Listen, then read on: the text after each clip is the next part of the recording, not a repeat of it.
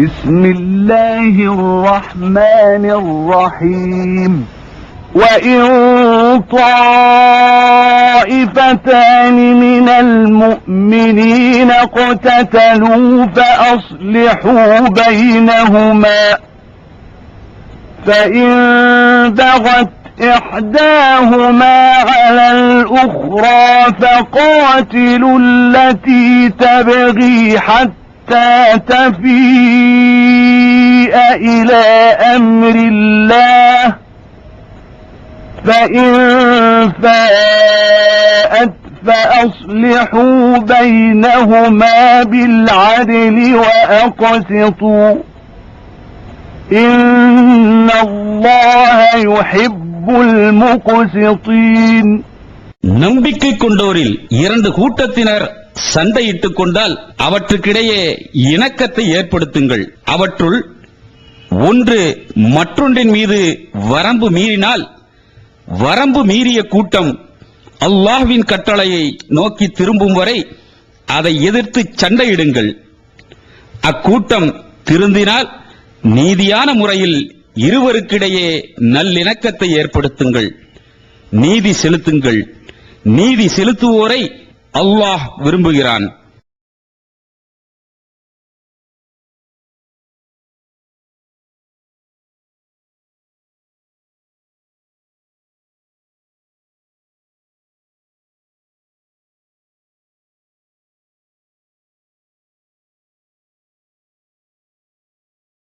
அன்பார்ந்த சகோதர சகோதரிகளே, அஸ்ஸலாமு அலைக்கும். சென்ற ஏப்ரல் 10ஆம் தேதி சென்னையில் நடந்த தமிழ்நாடு முஸ்லிம் முன்னேற்ற கழகத்தின் தலைமை நிர்வாக குழுவின் பெரும்பான்மை முடிவின்படி தமுமுகவின் வளர்ச்சிக்கு சகோதரர் பிஜே அவர்களும் தௌஹீத் ஜமாத்தின் செயல்பாடும் முட்டுக்கட்டையாக இருக்கிறது என்ற குற்றச்சாட்டை சுமத்தியதன் பேரில் சகோதரர் பிஜே தமுமுகவிலிருந்து விலகியது எல்லோருக்கும் தெரிந்த விஷயம். அதைத் தொடர்ந்து சென்னையைச் சேர்ந்த பல சகோதரர்களும் பிஜே அவர்களை தொடர்பு கொண்டு விளக்கம் கேட்டதை தொடர்ந்து ஒப்பந்தத்தில் எந்த மீறலும் ஏற்படாத வகையில் நிர்வாக குழுவில் நடந்தவைகளை அவர் விலகியதற்கான உண்மை காரணங்களை விளக்கி ஒரு சிடி வெளியிட்டார். அந்த சிடியில் சகோதரர் பிஜே அவர்கள் சொன்ன தன்னிலை விளக்கத்தை நீங்கள் அந்த சிடியை பார்த்து தெரிந்திருப்பீர்கள். சென்ற ஏப்ரல் 20ஆம் தேதி திருச்சியில் நடந்த தௌஹீத் ஜமாத் மாநில செயற்குழுவில் சகோதரர் பிஜே அவர்களாலும் சகோதரர்கள் SM பாக்கர், AS அலாவுதீன் மற்றும் இரு தரப்புக்கும் இணக்கத்தை ஏற்படுத்த முயற்சி செய்த குழுவில் இடம்பெற்றிருந்த பல சகோதரர்களும் மேலும் பல விளக்கங்களை அளித்தார்கள். அந்த செயற்குழுவின் நிகழ்வுகளும் 2 பாகங்கள் கொண்ட சிடிக்களாக தௌஹீத் ஜமாத் சார்பாக வெளியிடப்பட்டது. அதையும் நீங்கள் பார்த்திருப்பீர்கள்.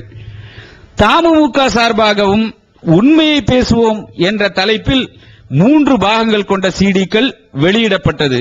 அதையும் நீங்கள் பார்த்திருப்பீர்கள். உண்மையை பேசுவோம் என்ற தலைப்பில் தமுமுக சார்பாக வெளியிடப்பட்ட சிடிக்களில் மறைக்கப்பட்ட பல உண்மைகளை வெளிக்கொண்டு வர வேண்டும் என்பதற்காகவும் உண்மை யார் பக்கம் இருக்கிறது, நியாயம் எந்த பக்கம் இருக்கிறது, உண்மையை அறிய விரும்பும் மக்கள் எத்தகைய நிலையை எடுக்க வேண்டும் என்பதற்காகவும் சாட்சிகளை கொண்டும் ஆதாரங்களை கொண்டும் இந்த சிடி தயாரிக்கப்பட்டுள்ளது. இந்த சிடியை நீங்கள் நடுநிலையோடும் உண்மையை அறிய வேண்டும் என்ற நோக்கத்தோடும் நியாயத்தின் பக்கம் உறுதியுடன் நிற்க வேண்டும் என்ற எண்ணத்துடனும் பார்ப்பீர்களேயானால் நிச்சயம் அல்லாஹ் உங்களுக்கு ஒரு தெளிவை தருவான். உண்மையை உள்ளது உள்ளபடி அறியத் தந்து அதில் உறுதியுடன் நாம் நிற்பதற்கு எல்லாம் வல்ல அல்லாஹ் நமக்கு உதவி செய்வானாக என்ற பிரார்த்தனையுடன் இந்த சிடிக்களை பார்க்க துவங்குங்கள். அல்லாஹ் நேர்வழி காட்ட போதுமானவன். வஸ்ஸலாம்.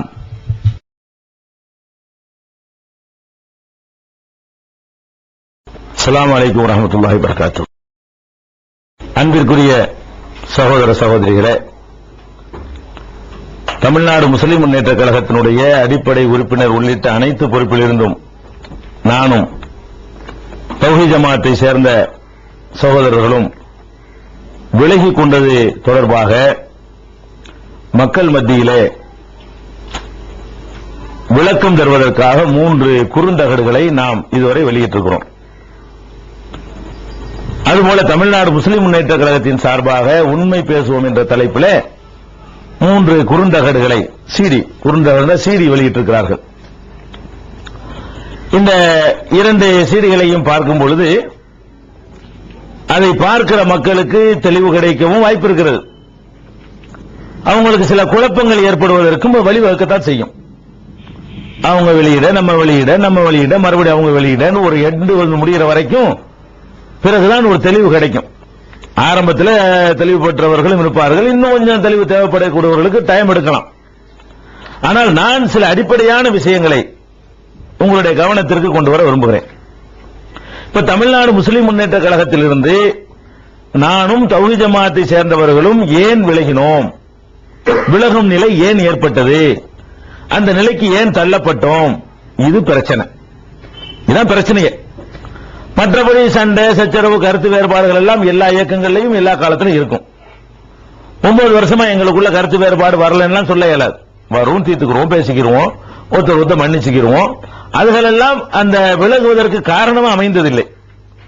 விலகுவதற்கு என்ன காரணம் என்பதை சொல்லும்போதுதான் இப்ப இந்த உண்மை பேசுவோம் என்ற அந்த சீடியில தமுமுக வெளியிட்ட சீடியிலையும் ஊர் ஊராக அவர்கள் சென்று நடத்துகிற பொதுக்குழு என்ற பெயரில் நடத்துகிற அந்த கூட்டங்களில் தருகிற விளக்கத்திலையும் எந்த காரணத்தை சொல்லி விலகும் நிலை ஏற்படுத்தினார்களோ அதை சொல்லாம வேற வேற புது புது காரணங்களை எல்லாம் அங்கே வைத்து இதனாலதான் இப்படி ஒரு நிலைமை முடிவெடுக்க வேண்டிய வந்தது என்று சொல்லிக் கொண்டிருக்கிறார்கள். இப்படி ஒன்னா சேர்ந்து இருந்தவர்கள் பிரிந்து போய் ஆளுக்கு ஒரு விதமாக கருத்துக்களை பரப்பும் பொழுது எது உண்மை என்று தெரிந்து கொள்வதில் மக்களுக்கு குழப்பம் ஏற்படும். ஆனாலும் நாம கவனமா இருந்தோம்னு சொன்னா, மக்களாகிய நீங்கள் கவனமாக இருந்தீர்கள் என்று சொன்னா இதுல எது உண்மைன்னு கண்டுபிடிக்க இயலும். எந்த இடத்திலும் உண்மையை கண்டுபிடிப்பதற்கு அல்லாஹ் வழி வச்சிருக்கிறாங்க. 2 பேருக்கு சண்டை விவரம் வந்துச்சுன்னு சொன்னா அதுல உண்மையை கண்டுபிடிக்க முடியாது அப்படிங்கிற நிலை அல்லாஹ் வைக்கவே இல்லை. எப்படி இந்த உண்மையை கண்டுபிடிக்கிறது என்று சொன்னால், இப்ப நான் தமுகவிலிருந்து தானும் தௌஹீத் ஜமாத் உறுப்பினர்களும் வெளியேறிட்டோமா, இதுக்கு அவங்க உண்மை பேசுவோம்ல சில ஒரு சீடியில பல காரணங்களை சொல்றாங்க. அவங்க சொல்ற காரணம் இல்லைன்னு நான் சொல்றேன். உண்மை பேசுவோம் என்ற சீடியில என்னென்னலாம் சொன்னாங்களோ அந்த காரணத்திற்காக நாங்க வெளியேறல, வேற காரணம்னு நான் சொல்றேன். அவங்க அந்த சீடியில் என்னென்ன காரணம் சொல்றாங்களோ அதை காரணமாக மக்கள்கிட்ட கொண்டு வைக்கிறாங்க. இப்படி 2 பேரும் 2 விதமா சொல்லக்கூடிய நேரத்தில் உண்மையை கண்டுபிடிக்கிறதுக்கு ஒரு வழி இருக்கிறது. கொஞ்சம் ஷார்ப்பா கொஞ்சம் கவனமா இருந்தா போதும். பெரிய ஆராய்ச்சி பண்டிதரா இருக்க தேவையில்லை. நீங்க அது எப்படி அதை கண்டுபிடிக்கிறது என்று கேட்டா, தனித்தனியாக நான் உங்களிடத்தில் ஒரு காரணத்தை சொன்னால் அவர்கள் வேற காரணங்களை அடிக்கினார்களே, ஆனால் அந்த 2லையும் உண்மையும் பொய்யும் கலந்திருக்கத்தான் வாய்ப்பு இருக்குது. 100% உண்மையா இருக்க வாய்ப்பு இல்லை. அப்படி நீங்க நினைக்கணும். நான் என்ன அளவுக்கு நான் சொல்வது உண்மை நினைத்தால் கூட நீங்கள் எப்படி நினைக்கணும் கேட்டா, இவர் ஒரு அணியா இருக்கார், அவர் ஒரு அணியா இருக்கிறார். தங்கள் அணிக்கு சார்பாக கொஞ்சம் கூட குறையத்தான் சொல்லுவார்கள். அப்படித்தான் 2 பேர் இதை நீங்க நினைக்கணும். நாங்க நினைக்கிறோம் 100% உண்மை நாங்க நினைச்சாலும் சரிதான், நீங்க அப்படித்தான் நினைக்கணும். அப்படிங்கும் பொழுது நாங்க ஏன் வெளியேறணும் என்பதற்கு காரணம் என்ன? பீஸ், நோன்பு, பெருநாள் உரை, உணர்வு, ஒற்றுமை, இப்படி எல்லாம் அந்த உண்மை பேசுவோம் சீடியில பல காரணங்கள்லாம் சொல்றாங்க. அதெல்லாம் இல்லைன்னு நாங்க சொல்றோம். இப்ப இதுல என்ன காரணத்தினால் இந்த முடிவு ஏற்பட்டது என்பதை கண்டுபிடிக்க ரொம்ப எளிமையான வழி இருக்குதான்னு கேட்டா இருக்குது. அது என்ன வழி தெரியுமா? ஃபர்ஸ்ட் வழி, ஒவ்வொரு வழியா நான் சொல்றேன். எல்லா வழியிலையும் உண்மையை கண்டுபிடிப்பதற்குரிய எல்லா வழியிலையும் தௌஹீத் ஜமாத் சார்பாக சொல்லக்கூடிய அந்த காரணம் தான் சரி என்பதை நீங்களே சிந்தித்து முடிவு பண்ணி கொள்ளலாம். ஃபர்ஸ்ட் வழி, ஒரு பிரச்சனை வரும்பொழுது உண்மையை கண்டுபிடிக்கிற ஃபர்ஸ்ட் வழி என்ன வழின்னு கேட்டா, தனித்தனியாக 2 பேரும் வெவ்வேறு இடங்களில் என்ன காரணம் சொல்லுகிறார்களோ அது உண்மையா இருக்காது அப்படின்னு நீங்க நினைத்துக் கொள்ளணும். ரெண்டு பேரும் சேர்ந்து எதை சொன்னார்களோ அதான் உண்மையா இருக்க முடியும். அது மறுக்கலையில ஒரு காரணத்தை நானும் சொல்றேன் அவரும் சொல்றான்னு வைங்க, நானும் சொல்றேன் அந்த 8 பேரும் சொல்றாங்கன்னு வைங்க, அப்ப நீங்க என்ன விளங்குனே? இதே காரணத்தை இவரும் சொல்றாரு, இதே காரணத்தை அவரும் சொல்றாரு, ரெண்டு பேரும் மறுக்கல, அதனால இது உண்மையா இருக்கும் அப்படின்னு விளங்கிக்கணும். இப்ப நாங்க ஏன் விலகினோம் என்பதற்கு நான் தனியா உங்கள்ட்ட சில காரணங்களை சொல்லலாம், அவங்க சில காரணங்களை உங்கள்ட்ட விளக்கலாம். ஆனால் ரெண்டு பேருமா சேர்ந்து உங்களிடத்துல ஏதாவது சொல்லி இருக்கிறோமா இது சம்பந்தமா? நாங்களும் தௌஹீத் ஜமாஅத்தும் அங்கிருந்து வெளியேறுவதற்கான காரணங்களை நானும் ஜவாஹிருல்லாவும் சேர்ந்து உங்களிடத்துல சொல்லி இருக்கிறோமா? சொல்லி இருக்கிறோம். ரெண்டு பேரும் சேர்ந்து எதை சொன்னோமோ அது உண்மை. ரெண்டு பேரும் மறுக்கல, நானும் அதான் காரணம் சொல்லி ஒத்துக்கிறேன், அவரும் அதான் ஜவாஹிருல்லாவும் இதான் காரணம் ஒத்துக்கிறார் சொன்னா அதுதான் உண்மையா இருக்க முடியும். அப்படி ஏதாவது ஆதாரங்கள் இருக்குதான்னு கேக்குறீங்களா? அதான் உணர்வுல முக்கிய அறிவிப்புல அறிக்கை. அந்த அறிக்கையில நானும் கையெழுத்திட்டு இருக்கிறேன், ஜவாஹிருல்லாவும் கையெழுத்திட்டு இருக்கிறார். மற்ற 7 பேர்கிட்டையும் 22ஆம் தேதிக்குள், சென்ற மாசம் 22ஆம் தேதிக்குள் பெற்று தருவதாக, கையெழுத்து பெற்று தருவதாக சொல்லி அதுக்கு ஒரு கையெழுத்தும் போட்டு தந்திருக்கிறார். மற்றவங்கள்ட்ட பெற்று தரல, இதுவரைக்கும் தரல, இழுத்தடித்துக் கொண்டிருக்கிறார்கள், அது தனி விஷயம். இப்ப அவர் ஜவாஹிருல்லா கையெழுத்து போட்டிருக்கிறார், நானும் கையெழுத்து போட்டிருக்கிறேன். அதுல என்ன கையெழுத்து போட்ட விஷயம் என்னவோ அது உண்மை. ரெண்டு பேரும் கையெழுத்து போட்டோம்ல, வாய் வழியா சொல்றது மாத்திரம் இல்லாம நானும் கையெழுத்து போட்டு அவரும் கையெழுத்து போட்டு ஒரு பேப்பர் உங்கள்ட்ட கொண்டாந்து காட்டுனா அது உண்மைதானே. அது ரெண்டு பேரும் சேர்ந்து சொல்றதுனால இந்த ரெண்டு பேர் சம்பந்தப்பட்ட விஷயத்தில் அதான் உண்மை. அதுல என்ன சொல்றோம் அந்த பேப்பர்ல? அதாவது தௌஹீத் ஜமாஅத்துடைய செயல்பாடுனால தமுமுகவுடைய வளர்ச்சி பாதிக்கப்படுது. பிஜே அந்த தௌஹீத் ஜமாஅத்துக்கு பிரச்சாரகரா இருக்கிறதுனால, பி ஜெயினுல் ஆபிதீன் என்ற நான் தௌஹீத் ஜமாஅத்துக்கு பிரச்சாரகரா இருக்கிற காரணம், முக்கிய பிரச்சாரகரா இருக்கிற காரணத்தினாலையும் தமுமுகவுடைய வளர்ச்சி பாதிக்கப்படுது அப்படின்னு நிர்வாகிகளில் பெரும்பான்மையானவர்கள் நாங்கள் கருதுகிறோம். ஜவாஹிர்லா கையெழுத்து, இதுக்கு தான் கையெழுத்து. இது ஒரு பாராவல இருக்கா இல்லையா? அப்ப ஜவாஹிர்லா சொல்றாரு, நான் முட்டுக்கட்டையா இருக்கிறேன்னு சொல்லி எழுதி கையெழுத்து போட்டு தந்திருக்கிறார். தௌஹீத் ஜமாஅத் முட்டுக்கட்டையா இருக்குன்னு சொல்லி கையெழுத்து போட்டு தந்திருக்கிறார். எழுத்து மூலமா உங்கள்ட்ட கொண்டா தந்தாச்சு. அப்ப நானும் தௌஹீத் ஜமாஅத்தும் தான், அது தௌஹீத் செயல்பாடு தான் காரணம் அவர் எழுதி தந்துட்டு வெளியில வேற காரணம் சொன்னார்னு சொன்னா எதுங்க உண்மை? அவர் இந்த காரணத்தை சொன்னதை நானும் ஒத்துக்கிட்டேன், அவரும் ஒத்துக்கிட்டார். இந்த காரணத்தான் சொன்னாங்க, நானும் அந்த வலது பக்கம் இடது பக்கம் நான் கையெழுத்து போடுறேன், வலது பக்கம் அவர் கையெழுத்து போடுறார். ரெண்டு கையெழுத்தும் அந்த பேப்பர்ல இருக்கிறது. அப்ப ரெண்டு பேரும் சேர்ந்து உங்கள்ட்ட சொல்றோம், தௌஹீத் ஜமாஅத் செயல்பாடுனாலதான் முட்டுக்கட்டைன்னு உங்க கருதுறாங்க, நான் என்னுடைய தௌஹீத் பிரச்சாரம் தான் காரணம்னு சொல்லி அவங்க கருதுறாங்க அப்படின்னு சொல்லி அவங்க கருதினார்கள் என்பதற்கும் நாங்க எழுத்து போடுறேன், நாங்க கருதுகிறோம் என்பதற்கு அவர் கையெழுத்து போடுகிறார். அப்ப என்ன காரணம்? இதான உண்மையான காரணம், இதான காரணம், இதான எழுதி தந்தீங்க, இதைத்தானுங்க ரெண்டு பேரும் சேர்ந்து கையெழுத்து போட்டீங்க. தனித்தனியா சொல்றது கூட குறை சொல்லலாமே, இப்ப புதுசு புதுசா விடுறீங்களே அப்படிங்கறத ஃபர்ஸ்ட் நீங்க விளங்கிக்கிறணும். அடுத்தது மீதி பேர்லாம் கையெழுத்து போடல, ஜவாஹிர்லா மட்டும்தான் போட்டிருக்கிறாரு அப்படின்னா அனைவரும் கையெழுத்து இடுகிறோம் என்ற ஒரு வாசகத்தை எழுதி ஜவாஹிர்லா கையெழுத்து போட்டுக்கிறாரு. அனைவரும் கையெழுத்து இடுகிறோம் எழுதுனது எப்படி? அது அனைவரும் கையெழுத்து இடாமல் ஜவாஹிர்லா ஏன் கையெழுத்து போட்டாரு? அனைவரும் அப்செக்ஷன் பண்ணி இருப்பார்கள், என்னால் 22ஆம் தேதிக்குள் பெற்றுத்தரேன் ஏன் சொன்னாரு? அப்ப அனைவரும் கையெழுத்து பெற்றுத்தர எண்ணத்துல தந்தாங்க. பிறகு கையெழுத்து போடாவிட்டால் ஏதாவது நம்ம அது யூஸ் ஆகுமே, மக்களை ஏமாத்துறதுக்கு பயன்படுவேங்கிறதுக்காக வேண்டி அதுக்கு மறுக்கிறாங்க. அவங்க மறுத்தாலும் பிரச்சனை இல்லை, எனக்கு போது ஜவாஹிர்லா கையெழுத்து போடும். அப்ப ஜவாஹிர்லா நான் கேட்கிறேன், இப்ப 8 பேருக்கு உடன்பாடு இல்ல, 8 பேருக்கு உடன்பாடு இல்லைன்னா இப்ப 4 பேருக்கு உடன்பாடு இல்ல, 12 11 பேருக்கு 11 பேருக்கு உடன்பாடு இல்ல, ஜவாஹிர்லாக்கு மட்டும்தான் உடன்பாடுன்னா அப்ப ஜவாஹிர்லாவை 11 பேருக்கு நீக்கிடுவோமா? Chapter close. அதான் அர்த்தம். நீங்க 7 பேரும் கையெழுத்து போடல, பாக்கர் மறுத்தார் அதிலே வருது பாக்கர் மறுத்து விட்டார் அந்த வாசகம் வருது, ஏஎஸ் அலாவுதீன் மறுத்து விட்டார் வாசகம் வருது, அன்வர் பாஷா ஆதரித்து விட்டு மறுத்து விட்டார்னு வாசகம் வருது. 3க்கும் ஜவாஹிர்லா கையெழுத்து போட்டிருக்காரு. இப்ப நான் கேட்பது என்னன்னு கேட்டா, அப்ப 12 பேர் கொண்ட நிர்வாக கமிட்டியில ஒரு மூத்த உறுப்பினராக இருக்கிற, மூத்த தலைவர் நிறுவனர்கள் ஒருவராக இருக்கிற என்னைய என்னைய போல ஒருத்தரா இருக்கக்கூடிய ஜவாஹிருல்லா வந்து அதை வந்து ஏத்துக்கிட்டாரு, வேலைகளை ஏத்துக்கிட்டாரு, இப்படி குற்றம் சுமத்தி இருக்கிறாரு, தன்னிச்சையா சுமத்தி இருக்கிறாரு, மற்ற 11 உடன்பாடு இல்லை என்று சொன்னால் இந்த 11 பேருடைய கடமை என்ன, அந்த 7 பேருடைய கடமை என்ன? ஏன் நாங்க விரும்பாதத, நாங்க கையெழுத்து போடாத, எங்களுக்கு உடன்பாடு இல்லாத நீ பாட்டுக்கு எங்க சார்பா கையெழுத்து போட்ட காரணத்தினால உன் மீது ஒழுங்கு நடவடிக்கை எடுக்கிறேன் நீக்கி புட்டு வந்து பேசுங்க, சாப்டர் க்ளோஸ். அவரை நீக்கணும், ஜவாஹிர்லா நீக்கணும். அல்ல ஜவாஹிர்லாவுக்கு பக்கமே நீங்க இன்னும் நின்றுட்டு இருப்பீங்க என்று சொன்னா இதுக்கு நிக்கிறீங்க என்ன அர்த்தம்? எதுக்கு கையெழுத்து போற நிக்கிறீங்கன்னு அர்த்தம். முடிஞ்சு போச்சா கதை? இதுக்கு அப்புறம் என்னத்தை தேடுறீங்க ஆதாரம்? அப்புறம் என்ன ஊருக்குறா பொதுக்குழு கூட்டுறீங்க? இதை சொல்லிட்டு போக வேண்டிய ஆமா இப்படின்னு சொல்லிட்டு போங்க, வெளிப்படையா சொல்லுங்க. அப்ப எங்களை வெளியேற்றவும் செய்யணும், தௌஹீத்காரனுடைய காசும் வேணும். அவனை வைத்துக் கொண்டு சுன்னத் ஜமாத் இயக்கத்தை அமைச்சு அப்புறமே அவனுக்கு செருப்பால் அடிக்கணும். அதான திட்டம். அந்த 104 தௌஹீத்காரன் இருப்பான், அவனை வச்சுதான் அந்த கிளையை ஆரம்பிக்கணும்.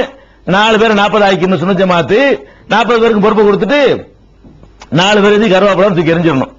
அதுக்கு இப்ப உங்களுக்கு ஆளு வேணும், ஏணி இப்ப தேவை இருக்கிறது. ஏறணும் எட்டி உதைக்கிறதுக்காக வேண்டி, அந்த ஏணியை ஏமாத்துறதுக்காக வேண்டி தான் இந்த காரணம் இல்லைன்னு எழுதி தந்த காரணத்தை விட்டு வேற காரணத்தை சொல்றீங்க, நான் குற்றம் சுமத்துறேன். இது எழுதுனதுல இருந்து விளங்குற உண்மை. சரியா?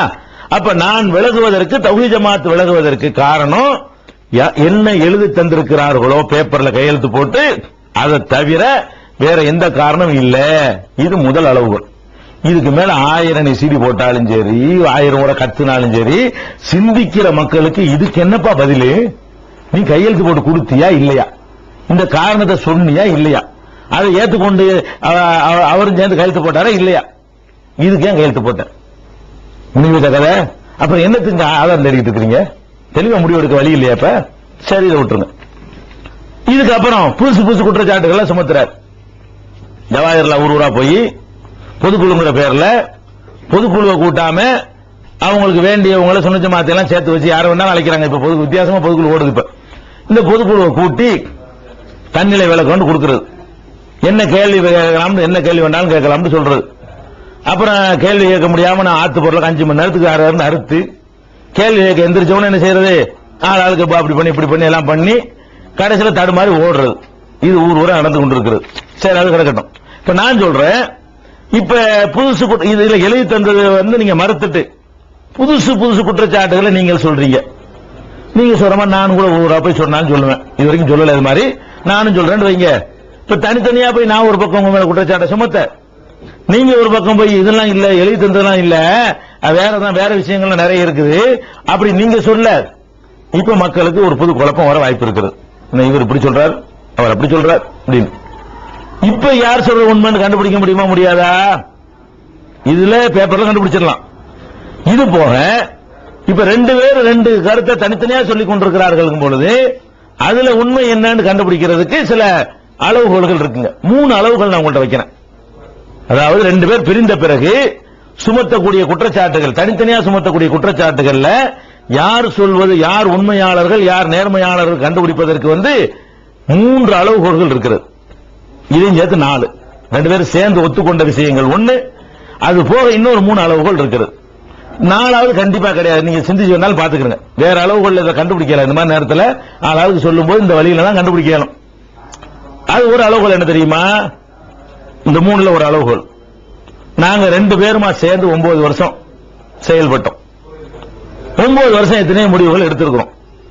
அந்த முடிவுகள் சரின்னு பட்டு தான் நான் எடுத்திருக்கிறேன், தவறுன்னு பட்டு நான் எடுத்துக்கவே இல்லை. இப்ப நான் வெளியே வந்துட்டேன்.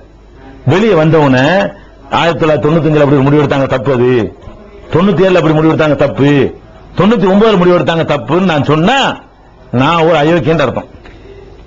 ஏன் 99 தப்புனா வெளியே வந்திருக்கணும். நீ 97 தப்பு முடிவுங்கிற அதுல உட்கார்ந்து 8 வருஷம் உட்கார்ந்து கேட்பீங்களா இல்லையா?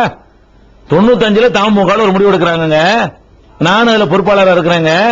இன்னைக்கு வெளியே வந்துட்டு நான் சொல்றேன் அது அந்த தப்பான முடிவு அது அப்படின்னா அப்படி சந்தர்ப்பம் அர்த்தம். அப்ப 2 இப்ப நம்ம உதாரணமா சொல்வதா இருந்தா நம்முடைய பல சகோதரர்கள் பிரிஞ்சு போனாங்க. பேரை சொல்லி கூட சொல்லலாம், தப்பு கிடையாது. ஹாமித் பக்ரி, ரசூலுல்லாஹி எல்லாம் போனாங்க. அவங்க போய் என்ன குற்றச்சாட்டு சுமத்தினாங்க தெரியுமா? அந்த குற்றச்சாட்டுகள்லாம் என்னென்ன குற்றச்சாட்டு சொன்னார்களோ அதெல்லாம் நம்ம செஞ்சோன்னு வைத்துக் கொண்டாலும் அப்ப நம்மளோட அவங்க இருந்து ஆதரிச்சவங்க. ஏன் மக்களை ஏத்துக்கல தெரியுமா? அத நீ இருந்தியா இல்லையா? என்னமோ நீ அதை எதிர்த்துட்டு வெளியே வந்த மாதிரி பேசுற. வேற ஒரு காரணத்துக்காக உன்னை வெளியேற்றிருப்பாங்க, நீ வெளியே வந்திருப்ப. இப்ப நீ பேசுறீங்களப்பான்னு கேட்டீங்களா இல்லையா? அது எடுபடாம போச்சா இல்லையா? அப்ப ஒரு மனிதன் ஒரு இயக்கத்தில் இருந்தானேயானால் ரெண்டு பேரும் சேர்ந்து செய்கிற முடிவுகளை விமர்சிக்க கூடாது. சேர்ந்து எடுத்த முடியும், சேராம தனியா சில முடிவுகள் எடுத்து அதிருப்தி இருந்தா அதை சுட்டி காட்டலாம். இவர்கள் இப்ப என்ன பண்றாங்க? இது ஒரு பொய்யர்களுக்கு அடையாளம் முடியாது. இவங்க கொள்கை இல்லாதவங்க, நடிச்சிருக்கிறாங்க, சந்தர்ப்பவாதிகள்ங்கிறதுக்கு. இப்ப நான் இப்ப சொல்றேன், 2000 இந்த வாளூர் மாநாடு, இப்ப 1999 வாளூர் மாநாடு போட்டாங்க, அது எதுவும் நமக்கு உடன்பாடு கிடையாது, கிறுக்குத்தனம் பண்ணிவிட்டாங்க. நான் இப்ப சொன்னேன்னு வைங்களேன், நீங்க என்ன சரி சட்டை பிடிச்ச அறிவு இருக்காங்க ஒரு நாள் என்ன இருந்த. இப்ப 2004 நடக்குதுல, 99 நடந்து இப்ப பேசுறேன் கேட்கணும் நீங்க. அப்ப இந்த வாளூர் மாநாடு நடத்தணும்னா அது என்ன நடந்தாலும் நானும் தான் அதுக்கு பொறுப்பு. அதை நான் விமர்சிக்க கூடாது. உதாரணமா தேர்தல் நிலைப்பாடுன்னு ஒரு முடிவு எடுத்தோம். அப்ப முடிவு எடுக்கும்போது தமுக நான் இருக்கிறேன், தௌஹீத் ஜமாஅத் தாயிகள் அதுல இருக்கிறாங்க. என்ன முடிவு எடுக்கிறோம்? மதவாத பாஜக அரசு வரக்கூடாதுன்னு சொன்னா இன்னைக்கு இருக்கிற வலுவான எதிரணியில் இருக்கக்கூடிய திமுக தலைமையிலான கூட்டணிக்கு தான் நம்ம வாக்களிக்க வேண்டும் என்று தமுகவுடைய செயற்குழுவில் முடிவு எடுக்கிறோம். ஓட்டெடுப்பு நடத்துறோம். அதுல அதிகமான பேர் சொல்றாங்க. அந்த முடிவை நம்ம எடுத்தோம். இப்ப நான் வெளியே வந்துட்டேன். உடனே நான் என்ன செய்யணும்? மூணாவது கிருஷ்ணசாமிக்கு ஆதரவு தெரியுங்க நான் சொல்லக்கூடாது. ஏன்? நாங்கள் அலசி ஆராய்ச்சி காரண அடிப்படையில் அந்த முடிவு எடுத்திருக்கிறோம். எங்களுக்கு தமுக சண்டை வந்துட்டா முடிவு மாறிடுமா? அப்ப இந்த எங்களுடைய மனவீழ்ச்சி எப்படி நாங்க முடிவு எடுக்கிறோமா அப்படின்னு நீங்க செஞ்சு பார்க்கணும். இப்ப ஜவாஹிருல்லா ஊரா போய் சொல்ற விஷயங்கள்ல நீங்க பாத்தீங்கன்னா, ஜவாஹிருல்லாவும் நானும் 12 நிர்வாகிகளும் சேர்ந்து எந்த முடிவை எல்லாம் எடுத்தோமோ அந்த முடிவுகள்ல என்னை காரணம் காட்டி குறை சொல்லிக் கொண்டிருக்கிறார். அது இன்னும் அவருக்கு சம்பந்தம் இல்லைங்கிற மாதிரி காட்டுகிறார். அவர் சம்பந்தம் இல்லாட்டி எடுத்திருக்க மாட்டேன்னு அவர் சொல்லணும். உடன்பட்டு எடுத்திருந்தார்கள் வாயை மூடிக்கொள்ளணும். இது ஒரு நேர்மையாளனுடைய பார்வை. இதைத்தான் இருக்கணும். நேர்மைக்கு தான் அளவுகோல், வார்த்தை ஜாலங்கள் அளவுகோல் கிடையாது. என்ன அளவுகோல்? நீ என்ன பண்றாங்க? பீஸ்ல தொண்டரணியை அனுப்புனாங்க. நான் அப்ஜெக்ஷன் பண்ணேன். அப்ஜெக்ஷன் தான் பண்ணேன். அமெரிக்கா அது என்ன காரணம் நான் பின்னாடி விளைக்கிறேன்.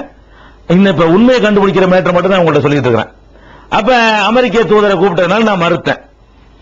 மருத்துவம் என்ன பண்ணிட்டாங்க? வாபஸ் வாங்கிட்டாங்க. வாபஸ் வாங்கினீங்கல்ல, வாபஸ் வாங்கினதுங்கிறது நீங்க தான் வாபஸ் வாங்குறீங்க. நான் சொன்ன நீங்க வாபஸ் வாங்குறீங்க. ரெண்டு பேர் உடன்பட்டு தானே வாபஸ் வாங்குறோம். எல்லா நிர்வாகிகளும் ஒத்துக்கிட்டு தானே வாபஸ் வாங்குறோம்.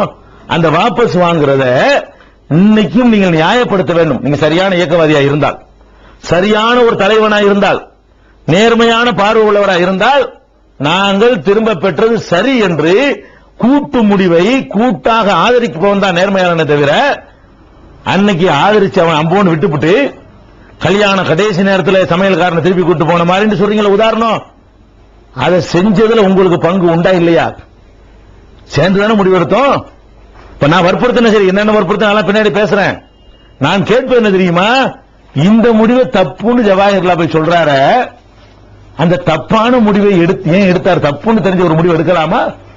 அவருக்கு தப்புன்னு தெரிகிறது, மீது 8 பேருக்கு தப்புன்னு தெரிகிறது, 7 பேருக்கு தப்புன்னு தெரிகிறது. தப்புன்னு தெரிகிற முடிவை நான் சொல்றேன், விலகிறேன்னு சொல்றேன். அதுக்கு அந்த சம்பவத்துக்கும் இப்ப விலகி இருப்பதற்கும் பெரிய ஆயிரக்கணக்கான ஆண்டுகள் இடைவெளி கிடையாது, சில மாதங்கள் இடைவெளி தான் இருக்கிறது. அதை சொல்லி என்னத்துக்கு வெளியே போட்டிருக்கலாமா? நீங்க வாபஸ் வாங்க சொல்றீங்க, வாபஸ் வாங்க மாட்டோம், வெளியே பிறந்தா போங்க அப்படின்னு முதுகலும் போட செஞ்சிருக்கலாம்ல. இன்னைக்கு செஞ்சீங்கல்ல. இன்னைக்கு செஞ்ச மாதிரி அன்னைக்கு இந்த பீஸ் விஷயத்தில் ராஜினாமா பண்ணுவேன்னு சொன்னாரு, அதனால வாபஸ் வாங்கிட்டு வந்தீங்கல்ல. வாபஸ் அது நேர்மையான ஒரு காரியத்தை நீ போராடி இருக்கிறீங்க. உங்க பார்வையில வாபஸ் வாங்க தப்புங்கிறீங்க, அநியாயமா அந்த மக்கள் பாதிக்கப்பட்டாங்களேங்கிறீங்க, தாவாவுக்கு பின்னடைவுங்கிறீங்க. அப்படிப்பட்ட ஒரு கிறுக்குத்தனமான காரியத்தை ஒருத்தன் சொன்னாங்கிறதுக்காக வேண்டி செஞ்சு விட்டு இப்ப வந்துகிட்டு அதை ஏமாளதிக்கு பட்டீங்கன்னா என்ன அர்த்தம்? ஹக்க புரிஞ்சுக்கிறதுக்கு அளவுகோலுங்க. இவர்கள் உண்மையாளர்கள் இல்ல, பொய், அதாவது தவறு என்று தெரிந்து கொண்ட ஒரு நோக்கத்திற்கு சரி காண்பவர்கள் யாரா இருக்கும்? அவர்கள் பார்வையில, ஜவாஹிருல்லா பார்வையில அந்த தொண்டரணியை வாபஸ் வாங்கி இருக்க கூடாதுங்கிறார். லேசு மாசம் அதை சொல்லல, பயங்கரமா அப்படியே 100 வருஷமா அப்படியே மக்கள் அப்படியே ஏமாத்துற மாதிரி வாசங்கள்லாம் போட்டு, கல்யாண வீட்டை பாருங்கள் என்ன ஏற்பாடு பண்ணிருப்பார்கள், எப்படிப்பட்ட தெரியுமா, 2 சண்டை வருது, ஒரு பொங்கல் வருது என்றெல்லாம் சொல்லி நடக்கக்கூடாத ஒரு காரியம், உலகத்திலே பாரதூரமான, இப்படி எல்லாம் நினைக்கக்கூடிய நீங்க அவ்வளவு பெரிய தப்ப ஒருத்தன் சொன்னாங்கிறதுக்காக நான் செஞ்சேங்கிறீங்கள, அந்த ஒரு காரணத்துக்காக நீங்க கீழே இறங்கிருந்தோங்க. நீங்க ஒரு இயக்கத்துக்கு தலைமை தாங்கிறதுக்கான தகுதியை இந்த ஒண்ணுல இழந்துட்டீங்க. ஒரு தவறான அக்கிரமமான காரியத்தை நான் சொல்லி இருக்கிறேன். உங்க வாதப்படி, ஜவாஹிர்லா வாதப்படி நான் ஒரு அநியாயமான ஒரு விஷயத்தை வலியுறுத்தி இருக்கிறேன். நான் வலியுறுத்தினதுக்காக வேண்டி, நான் வேணுங்கிறதுக்காக வேண்டி ஒரு பீஸ் அவ்வளவு பெரிய சர்வதேச கண்காட்சியை இழந்து, ஒரு நியாயத்தை இழந்து, ஒரு தர்மத்தை இழந்து, ஒரு தாபாவை இழந்து, அம்புட்டை இழந்துட்டீங்கள. ஒரு மனுஷனுக்காக இதெல்லாம் இழக்க தயாரா இருக்கக்கூடிய நீங்கள் யார்? உங்களை பத்தி மக்கள் என்ன எடை போடணும்? இப்படித்தான் நிறைய விஷயங்கள், நிறைய எடுத்த முடிவுகள்லாம் மாத்தி மாத்தி பேசுறாரு. நம்ம எல்லாம் சேர்ந்து ஒரு முடிவு எடுப்போம், அதை இன்னைக்கு விமர்சிக்கிறாங்க. நாங்க தான் விமர்சிக்கணும். வெளியே வந்து நாங்க தான் அந்த இயக்கம் செஞ்ச முடிவுக்கு இருக்குத்தனோடு நாங்க விமர்சிக்க வேண்டுமே தவிர அவங்க எல்லாத்தையும் மாத்துறாங்க. அதாவது எந்த அளவுக்கு மாத்துறாங்க தெரியுமா? களப்பணி ஆற்ற வேண்டும் என்று முடிவெடுத்தாங்க. எப்படி களப்பணி ஆற்ற வேண்டும் என்று ஒரு நிர்வாக குழு கூட்டம் நடக்குது. அதுல நானும் கலந்து கொள்றேன். 10ஆம் தேதிக்கு முந்தி நடந்த நிர்வாக குழு கூட்டம். அதுல என்ன பண்றோம்? மற்ற கட்சிக்காரங்கள் மீட்டிங் போட்டார்களே, ஆனால் அதுல போய் கலந்துக்கலாமே தவிர நம்முடைய காசுல, நம்ம லேபிள்ல, நம்ம இதுல பண்ணக்கூடாது என்று ஒரு ஆய்வு பண்ணி கருத்து வேறுபாடுலாம் வந்துச்சு.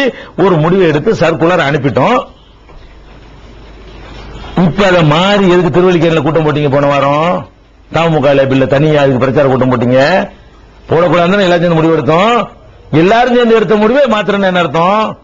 மார்க்கத்துக்கு விரோதமான காரியங்கள் நடந்துச்சுன்னு சொன்னா அந்த கண்ணியத்தை குலைக்கக்கூடிய சபையில கலந்து கொள்ளக்கூடாதுன்னு முடிவெடுத்தமே. குப்புசாமி கூட போய் ஆயத்தர்களை ஓட்டு கேட்க போறாரு. பாடிப்பட்ட பிள்ளைன்னு பாட்டை பாடி பொம்பளை டான்ஸ் போட்டு போறாங்களே, புறக்கணிச்சு இறங்கி வந்திருக்க வேணாமா? என்ன விஷயம், என்ன பிரச்சனை தெரியுமா? அது இவன் இருந்ததுனால எடுத்து, இந்த கிறுக்கு இருந்துட்டு இறங்கி பண்ணிட்டு இருந்தான், அதனால எடுத்தோம். தொலைஞ்சு போயிட்டா நாங்க மாத்திக்கிட்டோங்கிறாங்க. விஷயம் விளங்குதா?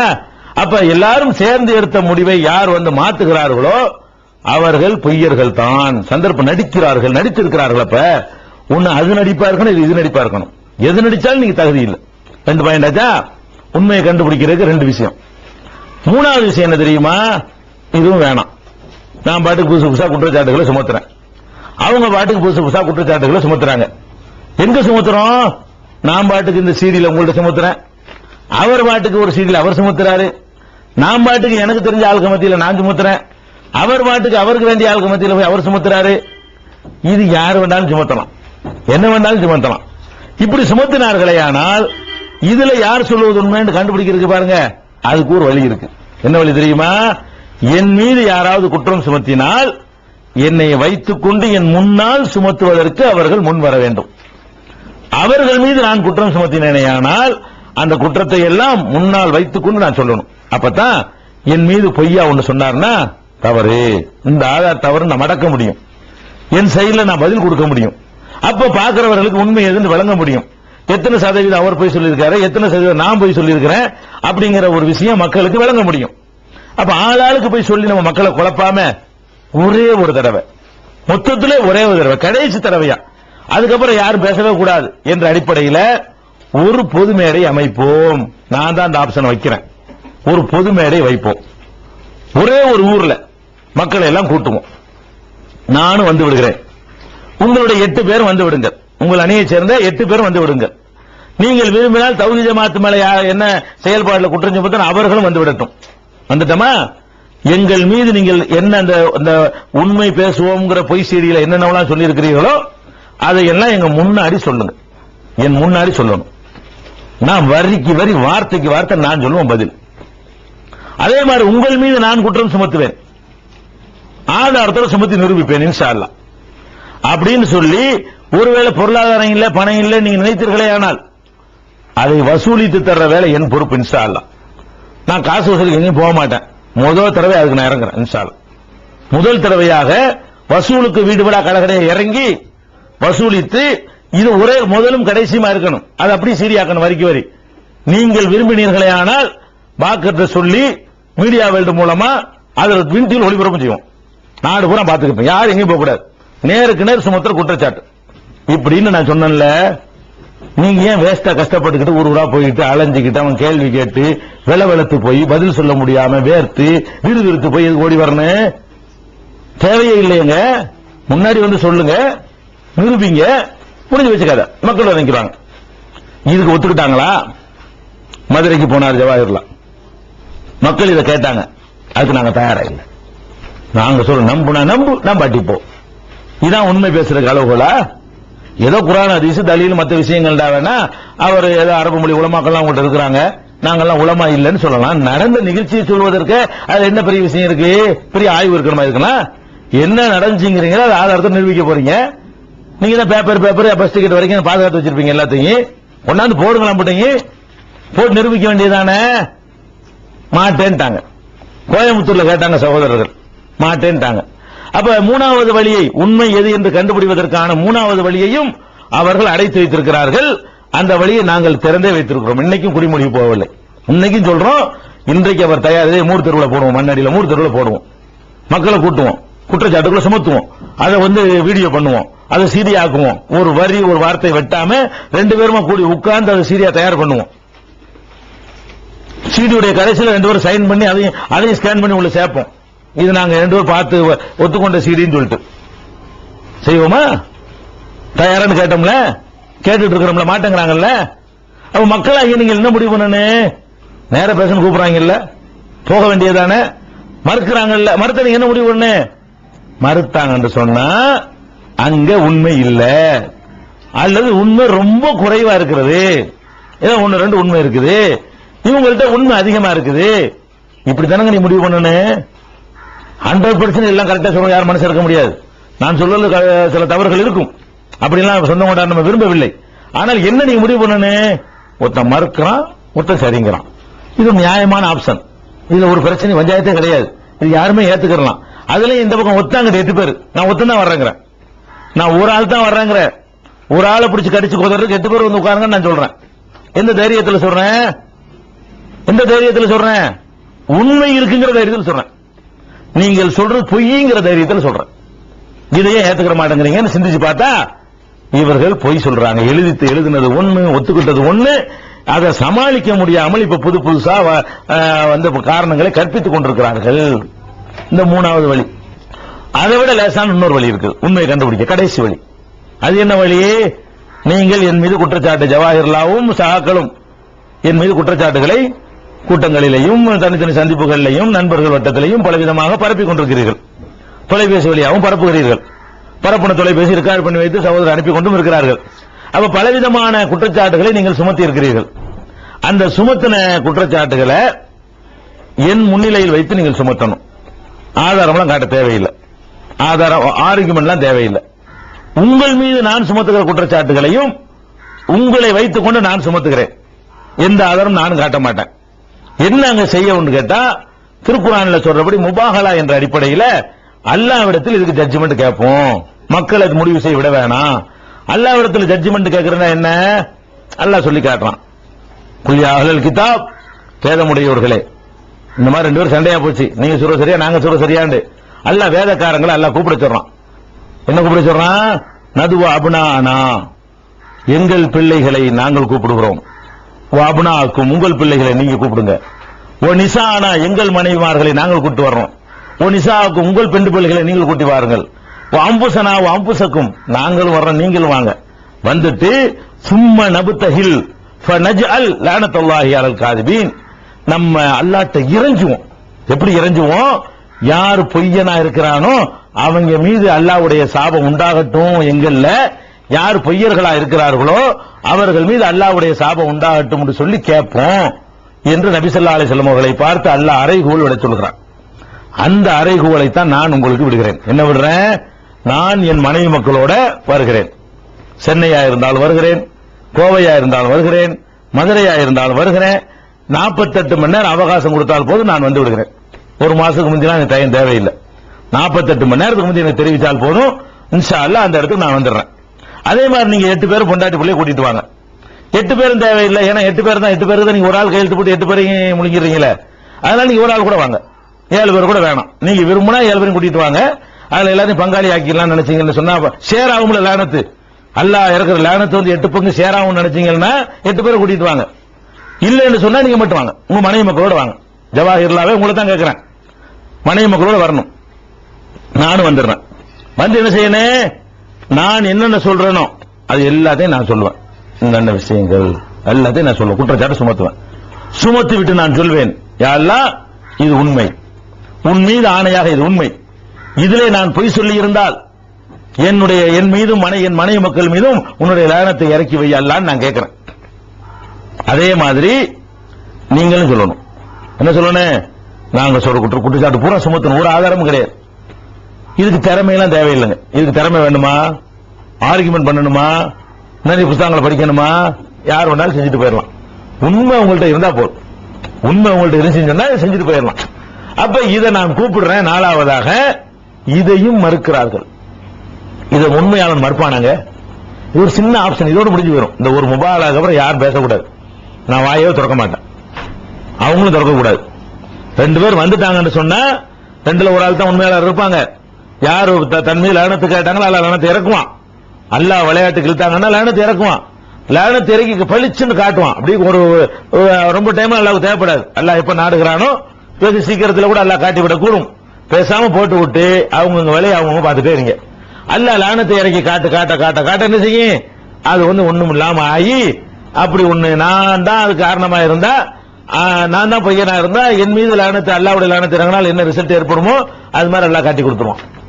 இதை செய்வதற்கு உங்களுக்கு என்ன தயக்கம்? சரி, இப்ப கூப்பிடுறோமா, வந்துட்டாங்கன்னா இப்படி கொஞ்சம் நீங்க காத்திருக்கணும். மக்கள் என்ன செய்யணும்? வாயை மூடிடணும், எல்லாரும் மூடிடணும். முபாகலான்னு சொன்ன பிறகு யாரும் வாயும் திறக்க மாட்டாங்க. 2 பேர் முபாகலா பண்ணிட்டாங்க, பேசாத, என்னன்னு பார்த்துட்டு இருப்போம். அல்லாஹ் என்ன முடிவு காட்டுறான்னு பார்த்துட்டு இருப்போம்.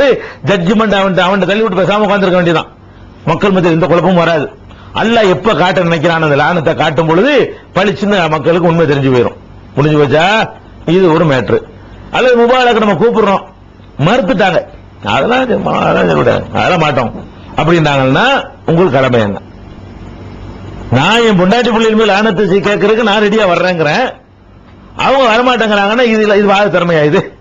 இது ஆத்திரமா சொல்ல முடியுமா? இது திமிருன்னு சொல்ல முடியுமா? அப்ப நான் தான் செய்யறேன், லானத்தை கேட்டு போயிட வேண்டும். வேலையே இல்லைங்க, நீ ஊர்வலத்தை கட்ட தேவையில்லையே.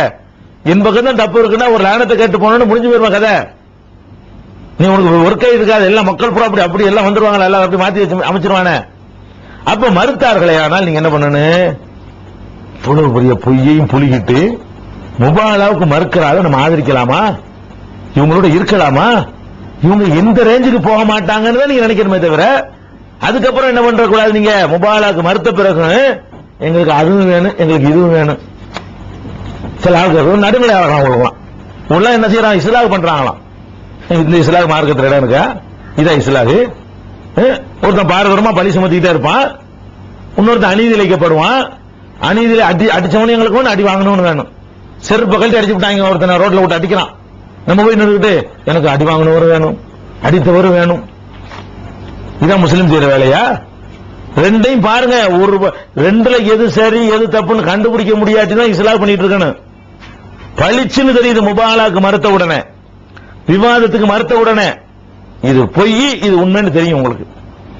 அல்லது இது ஒரு பெருமளவுக்கு பொய் உண்மை, இது பெருமளவுக்கு பொய் என்ற அளவுக்காக உங்களுக்கு தெரியும். அப்படி தெரிந்து விடுமையான உங்களுக்கு கடமை என்ன? அல்லாஹ் ஹுஜராத்தில் உங்களுக்கு தீர்வு தரணும். அதைத்தான் நான் உங்களுக்கு நினைவுபடுத்த விரும்புகிறேன். அல்லாஹ் குர்ஆன்ல சொல்லி காட்டுகிறான், ஒயின் தாயிஃபத்தானி மினல் முஃமினீன், மூமின்கள்ல 2 சாரார் இக்ததலு சண்டையிட்டுக் கொண்டால், நாங்க சண்டையிட்டு இருக்கிறோம். மூமின்கள்ல 2 சாரார் வந்து நாங்க சண்டை போட்டுக்கிட்டு இருக்கிறோம்.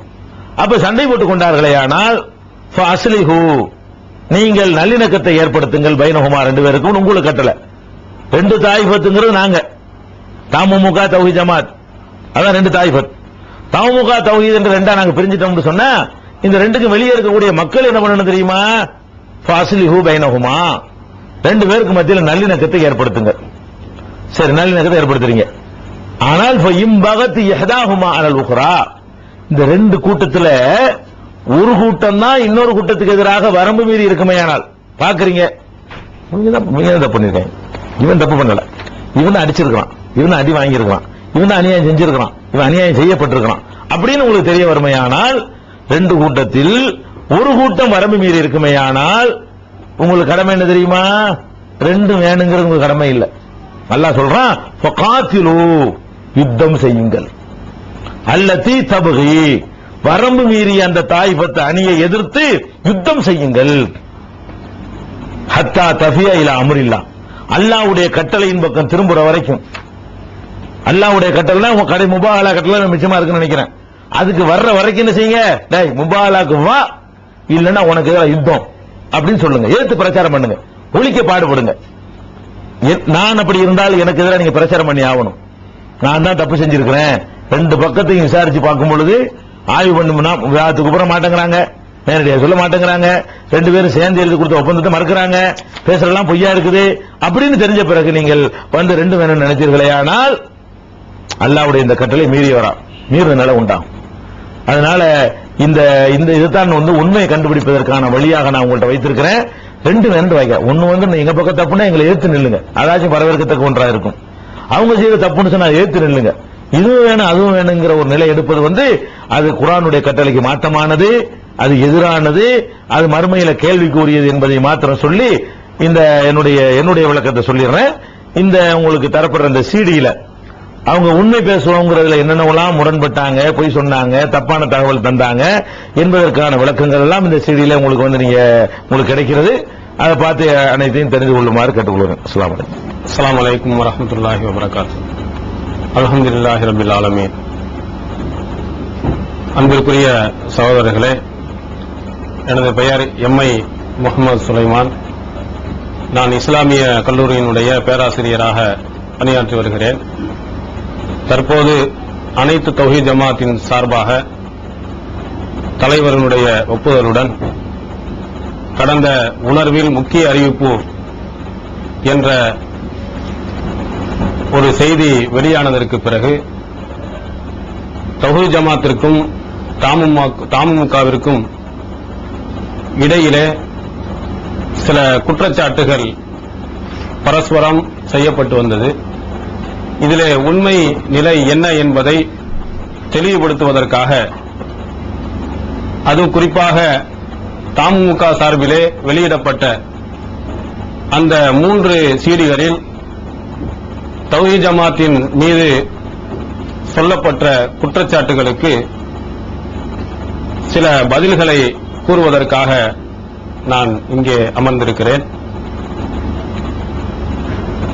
அதுல முதலாவதாக முக்கிய அறிவிப்பு என்பதுல பி ஜெயினுல்லாப்தீன் அவர்களும் தமுமுகவினுடைய தலைவர் பேராசிரியர் ஜவாஹிருல்லா அவர்களும் முதலாவது நிபந்தனையாக, முதலாவது ஒரு செய்தியாக ஒரு செய்தியை குறிப்பிட்டிருக்கிறாங்க. அதுல அனைத்து தௌஹீத் ஜமாத் பிஜேயும் அனைத்து தௌஹீத் ஜமாத்தினுடைய செயல்பாடுகளும் தமுமுகவிற்கு வளர்ச்சிக்கு முட்டுக்கட்டையாக இருக்கிறது என்று அதிலே குறிப்பிட்டு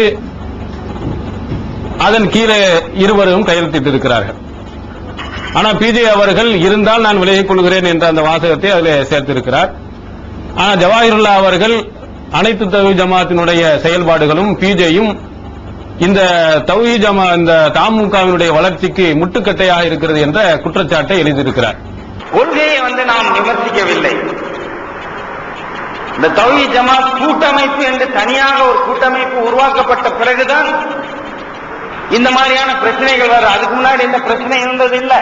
அதுல தௌஹீத் ஜமாத் என்று நாம் குறிப்பிடுவது சைஃபுல்லா ஆஜா அவர்களுடைய தலைமையில இயங்கக்கூடிய அனைத்து தௌஹீத் ஜமாத் கூட்டமைப்பை மட்டும்தான்.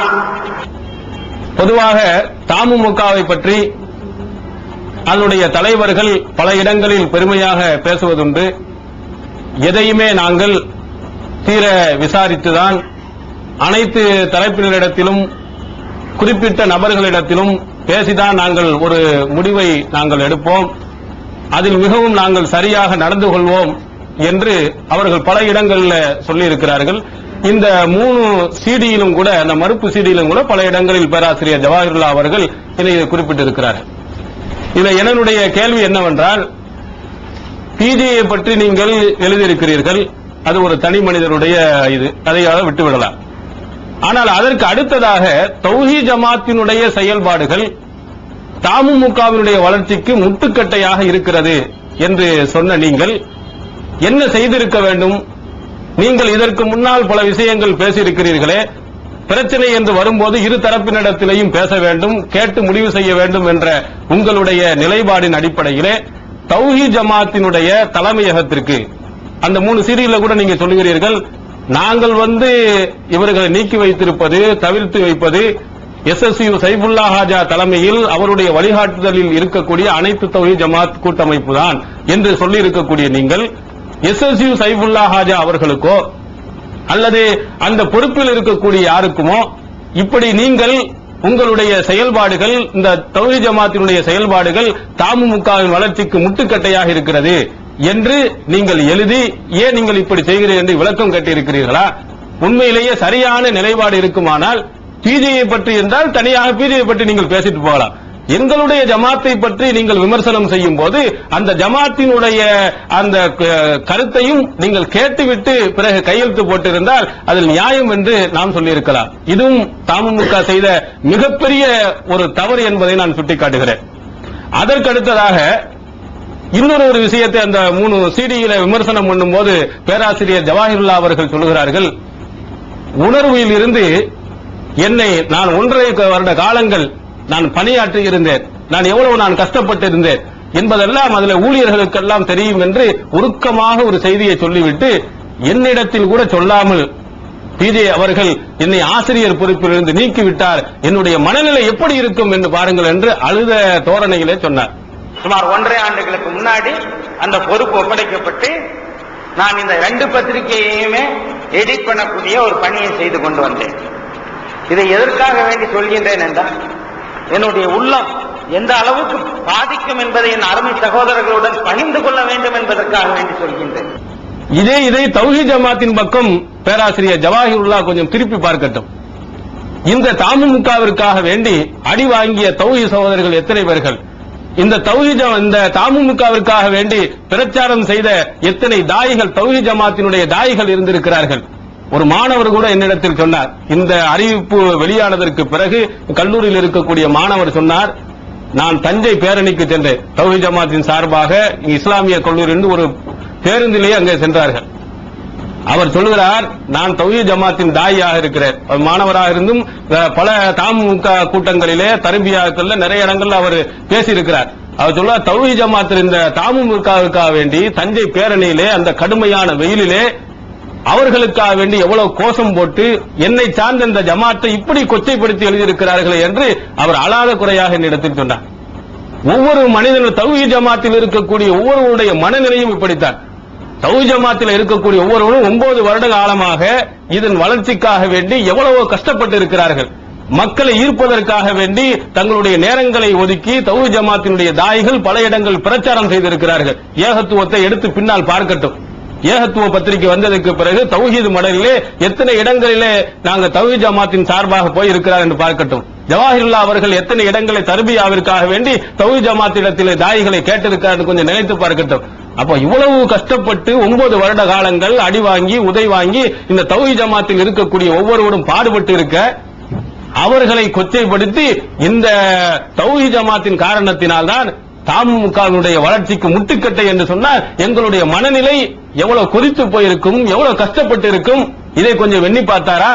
1.5 வருட காலங்கள் உணர்விலே வேலை செய்ததற்காக வேண்டி அவருடைய சுய நலத்திற்காக வேண்டி என்னை நீக்கிவிட்டார்கள் என்று பதறக்கூடிய ஜவாஹிருல்லா அவர்கள் 9 வருடங்களும் அதற்கு முன்னாலும் இருந்தும் இதற்காக வேண்டி பாடுபட்டுக் கொண்டிருக்கக்கூடிய ஒவ்வொரு தௌஹீத் ஜமாத்தில் இருக்கக்கூடிய ஒருவருக்கு எவ்வளவு கஷ்டப்பட்டிருப்பான், எவ்வளவு சிரமப்பட்டிருப்பான், அவன் எவ்வளவு நொந்து போயிருப்பான் என்பதை இந்த சிடியை பார்க்கக்கூடிய ஒவ்வொருவரும் கொஞ்சம் சிந்தித்து பார்க்கட்டும்.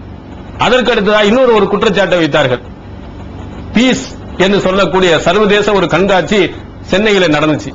அந்த சென்னையில நடக்கும் போது பிஜே அவர்களையும் அழைத்திருக்கிறார்கள். அதே மாதிரி தௌஹீத் ஜமாத்தில் இருக்கக்கூடிய தாயிகளையும் அழைத்திருக்கிறார். அப்ப அழைக்கும் பொழுது பிஜேயும் சொல்லியிருக்கிறார், தௌஹீத் ஜமாத்தினுடைய பாலிசி பல இயக்கங்கள் முரண்பட்ட இயக்கங்களாக இருக்கக்கூடிய இடங்களில் ஒரே மேடையில் நாங்கள் பேசுவது இல்லை என்று நாங்கள் முடிவு செய்திருக்கிறோம். அப்ப அந்த மாதிரி இடங்களிலே நாங்கள் பேச மாட்டோம் என்று தௌஹீத் ஜமாத் அவர்கள் எடுத்திருக்கக்கூடிய அந்த நிலைப்பாட்டை சொன்னார்கள். இதே மாதிரி தமுமுகவினுடைய நிலைப்பாடை ஆங்காங்கே சுட்டிக்காட்டிக் கொண்டே வருகிறார் ஜவாஹிருல்லா அவர்கள். எங்களுடைய நிலைப்பாடு ஒரு கொள்கை சார்ந்தவர்களுக்கு இல்லை, எல்லாத்துக்கும் என்று நாங்கள் சொல்லியிருக்கிறோம், ஒருவர் சார்பாக நாங்கள் பேச மாட்டோம் என்று அவர்களுடைய நிலைப்பாடை சொல்லுகிறார். அதே மாதிரி தௌஹீத் ஜமாத்தினுடைய நிலைப்பாடை அவர் சொல்லி நாங்கள் இந்த மாதிரி மேடைகளில் நாங்கள் பேச மாட்டோம், முரண்பட்ட கொள்கையில் இருக்கக்கூடிய ஒருவருடைய மேடையிலே தனித்து நாங்கள் பேச மாட்டோம் சொல்லியிருக்கிறோம். இதை விமர்சனம் பண்ணி கேட்கிறார், தௌஹீதை சொல்வதற்கு கண்டிஷன் போடலாமா? இது மார்க்கத்தில் இருக்கிறதா? இது குர்ஆன் ஹதீஸில் ஆதாரம் இருக்கிறான்னு கேட்கிறான். மக்களிடம் அழைப்பு பணியை செய்வது, முஸ்லிம் அல்லாதவர்களிடம் இஸ்லாத்தினுடைய செய்தியை எட்டி வைப்பது எல்லாருடைய கடமை தானங்க. அதுக்கு நம்ம கண்டிஷன் போடலாமா? கண்டிஷன் போடலாமா? கண்டிஷன் போடுறாங்க. அவர்களிடத்திலே திருப்பி நான் கேட்கிறேன், நீங்கள் எத்தனை இடங்களில் விடியலுடைய அந்த நிகழ்ச்சிகளிலே நீங்கள் போய் கலந்து கொள்வீர்களா? அல் உம்மாவுடைய நிகழ்ச்சிகளிலே கூப்பிட்டால் இதுவும் ஒரு சமுதாய பிரச்சனையை தானே பேசுகிறார்கள் என்று இந்த தமுகவில் இருக்கக்கூடிய தலைவர்கள் போய் பேசுவார்களா? அப்ப என்ன சொல்வார்கள்? இது தமுகவுக்கு எதிரான கொள்கை உள்ளவர்கள், தமுகவை எதிர்க்கக்கூடியவர்கள், அவர்கள் ஏற்பாடு செய்திருக்கக்கூடிய கூட்டத்தில் நாங்கள் பேச மாட்டோம் என்று சொல்லுவார்களா? இல்லையா? அப்ப அவர்கள் சொல்லும்போது அது நியாயம், நாம் சொன்னால் நியாயம் இல்லையா? அதே கருத்தை தான் தமுக ஒரு அல் உம்மா கூட்டத்திலேயோ அல்லது விடியல்காரர்கள் ஏற்பாடு செய்யக்கூடிய கூட்டத்திலோ அப்படியெல்லாம் நடந்தும் இருக்கிறது. இங்க சம்சுத்தீன் காசிமி அவர்கள் அவருடைய தலைமையிலே அது இஃப்தாருடைய நிகழ்ச்சி நடக்கும் போது இங்கே அழைக்கப்படும் போது அவர்கள் போகவில்லை என்ற செய்தியை நாம் கேள்விப்படுகிறோம். அப்ப அங்கேயும் போய் தௌஹீதை சொல்ல வேண்டிய சமுதாய பிரச்சனையை பேச வேண்டியதானே? அவன் செய்தால் என்றால் நான் போக மாட்டேன் என்று எப்படி எங்களுடைய கொள்கைக்கு எதிராக இருக்கக்கூடிய மேடையில் பேச மாட்டோம், அவரோடு சேர்ந்திருக்க மாட்டோம் என்று தமுக சொல்கிறதோ அதை போன்று எங்களுடைய நிலைகளை நாம் சொல்லியிருக்கோம். இதில் என்ன தப்பு இருக்கிறது? இன்னொன்றையும் நீங்கள் சகோதரர்கள் கவனிக்க வேண்டும். அவர்கள் இந்த முக்கிய அறிவிப்பின் விளக்கமாகத்தான் அந்த 3 சீடியை வெளியிட்டிருந்தாங்க. அதுல ரொம்ப மிக முக்கியமான முதல் பாயிண்ட், பிஜேயும் அனைத்து தொழில் ஜமாத்தினுடைய செயல்பாடுகளும் தமுகவின் வளர்ச்சிக்கு முட்டுக்கட்டை. ரொம்ப ஒரு அழுத்தமான வாசகத்தை எழுதியிருக்கிறாங்க. இவர் பேராசிரியர் ஜவாஹிருல்லா அவர்களுடைய ஒவ்வொரு பாயிண்ட் சொல்றார். அந்த பாயிண்ட் சொல்வதற்கும் இப்படி நீங்க நடந்த பீஸ் கமிட்டிக்கு நீங்க போகல, அதனால் தமுகவுக்கு இத்தனை 100 பேர் வரை இருந்தவர்கள் ஓடி போய்விட்டார்கள் அப்படின்னு சொல்லியிருக்கணும். இதற்கும் அதற்கென்ன தௌஹீத் ஜமாத்தை பற்றி விமர்சனம் செய்து கொண்டு போகிறாரே தவிர இந்த தௌஹீத் ஜமாத்தினுடைய இந்த செயல்பாட்டின் காரணத்தினால் இந்த தமுகவுடைய வளர்ச்சி போயிருக்கிறது, குன்றி இருக்கிறது என்பதற்கு எந்த ஆதாரத்தையும் கடைசி வரலையும் சொல்லல. முழுக்க தௌஹீத் ஜமாத்தை பற்றி விமர்சனம் செய்து கொண்டு போனாரே தவிர இதனால் இந்த தமுகவுடைய வளர்ச்சிக்கு முட்டுக்கட்டை என்று ஒரு இடத்திலையும் என்ன செய்யலை, அவர் நிரூபிக்கவில்லை என்பதை நீங்கள் என்ன செய்ய வேண்டும், நினைத்து பார்க்க வேண்டும். அதற்கு அடுத்ததாக பிஜே பிளாக்மெயில் செய்வதை போன்று என்ன செய்கிறார், பேசுகிறார். மிரட்டல் பாணியில பிளாக்மெயில் செய்யக்கூடிய அளவுல என்ன சொல்றாங்க, நீங்க வித்ரா பண்ணணும், இல்லாவிட்டால் நான் அடிப்படை உறுப்பினர் பதவியிலிருந்து ராஜினாமா பண்ணுவேன். அந்த பீஸ் கமிட்டிக்கு ஒரு பிரச்சனை வருகின்ற போது பீஸ் கமிட்டில அமெரிக்காவினுடைய தூதுவரை அழைச்சி முன்னிலையில் வைத்திருக்கிறான், அதனால நம்ம தொண்டர் அணியை வாபஸ் வாங்கணும் பிஜே அவர்கள் சொல்லியிருக்கிறாங்க. சொன்ன உடனே அதற்கு பிறகு சொல்லியிருக்கிறார், நீங்க அப்படி வாபஸ் வாங்கவில்லை, ஆனால் என்னன்னா நான் அடிப்படை உறுப்பினர் பதவியிலிருந்து நீங்கிருவேன், பிளாக்மெயில் செய்யற மாதிரி டார்ச்சர் எங்களுக்கு கொடுத்தார் அப்படின்னு சொல்லி ஜவாஹிர்லா அவர்கள் சொல்றாங்க. நான் ஆரம்பத்தில் இருந்த சும்மா 1985 இருந்து பிஜே அவர்களே தெரியும். நான் அவருக்கு மாணவராக இருந்திருக்கிறேன். அதற்கு பிறகு அவர் முதலாளியா கூட இருந்திருக்கிறார். அல்ஜன்னத் சென்னையில மதுரையில அல்ஜன்னத் பிரஸ் வைத்திருக்கும் போது அவர் பிரஸ் வச்சிருக்காரு, அதுல நான் வேலை பார்த்திருக்கிறேன். அதற்கு பிறகு அல்ஜன்னத் பத்திரிகை வந்திருக்கு, அதுல ஆசிரியா இருந்திருக்காரு, துணை ஆசிரியா நான் இருந்திருக்கிறேன். அப்புறமா ஏகத்துவம் வந்துருச்சு, அல்முபின் வந்துச்சு, ஆசிரியருக்குள்ள அவரை போன்று நானும் இருந்திருக்கிறேன். அதே மாதிரி தாயிகளா இருந்திருக்கேன். இன்று வரையிலையும் அவரோடு ஜவாஹிருல்லா அவர்களை விட பிஜே அவர்களை எனக்கு ரொம்ப நிறைய தெரியும். ஆரம்பத்தில் இருந்து சிறு வயதில் இருந்தே அவர்களை நாம் பார்த்து இன்று வரையிலும் அவருக்கு தெரியும். எத்தனை விஷயங்களில் அவர் சில கருத்துக்களை வலியுறுத்தி இருக்கிறார். ஆனால் அதை மாற்ற மாட்டேன் என்று கண்டிப்பாக உறுதியாக பிடிவாதமாக அவர் இருப்பார் என்பதை நிச்சயமாக சொல்ல முடியாது. நான் ஏராளமான விஷயங்களில் அவர் சொன்ன கருத்தை மாற்றி இருக்கிறோம். சில விஷயங்கள் பிடிவாதமாக இருந்தால் உங்க கருத்தை நாங்கள் ஏற்க மாட்டோம் என்று சொல்லியிருக்கோம். அது ஜவாஹிர்லால் சொல்லியிருக்கிறார். உதாரணத்துக்கு சொல்லும் போது பிறை விஷயத்தை சொன்னார். பிறை விஷயத்துல டவுன் ஹாஜி அறிவிச்சிட்டாரு. அப்ப நான் இவருக்கு பாக்கறதுக்கு நான் போன் போட்டு போன் போட்டுக்கும் போது இப்படி என்ன நீங்க அறிவிச்சீங்கன்னா கண்டிச்சேன். அதுல ஹதீஸ் எல்லாம் இந்த மாதிரி தான் இருக்குது, நீங்க செய்தது சரியில்லை அப்படின்னு சொல்லி நான் வச்சுட்டேன். வச்சது பிறகு இவரும் பாக்கர் அவர்களும் சொல்லி இருக்கிறார். பிஜே அவர்கள் இது அந்த ஊருக்கு மட்டும் எல்லாரும் ஏத்துக்கிற கூடாது அப்படின்னு நிலைப்பாட்டில் இருந்தார். நான் அதை மீறி அன்றைய தினத்தில் நோன்பு வச்சேன். பிஜே அடுத்த நாள் நோன்பு வைக்கிறார், நான் முதல் நாள் நோன்பு வைக்கிறேன்.